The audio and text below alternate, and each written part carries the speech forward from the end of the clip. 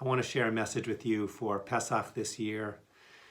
Many of us are in a not yet finished process, a process of waiting at home, waiting for things to change around us outside with the coronavirus, waiting to continue on with our lives.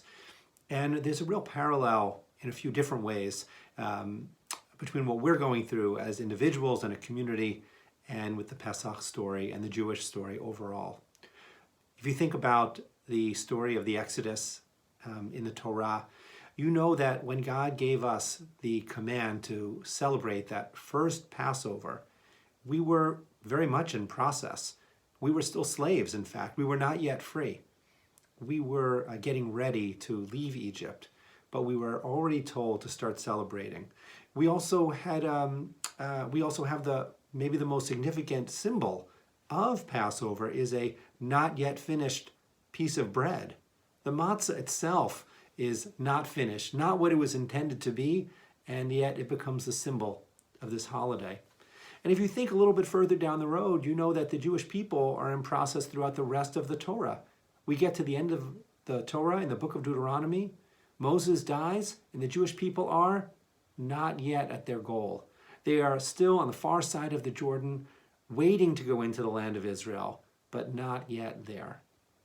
And this parallels an overall sense of the importance of the model of the Passover story as a model for redemption.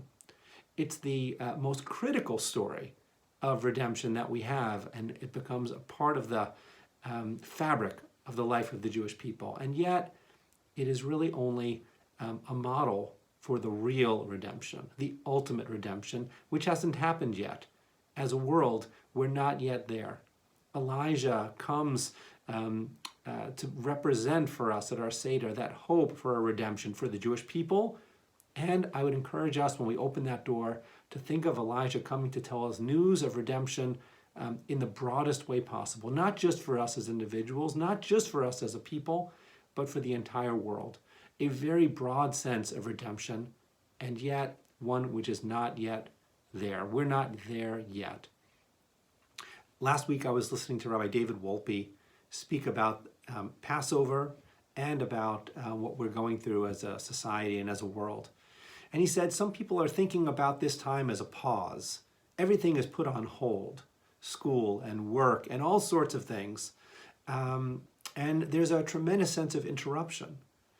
But he said we might be able to shift our perspective on this. And perhaps instead of thinking of it as a pause, which it surely is in some respects, we could think of it as preparation. Preparation for the next stage, for us as individuals, for us as a society. It's not only a time for us to be inside and work around the house and do projects. Perhaps the key project here, it's very aspirational, and I know that it's hard considering the stresses that so many people are under, physical and emotional and psychological.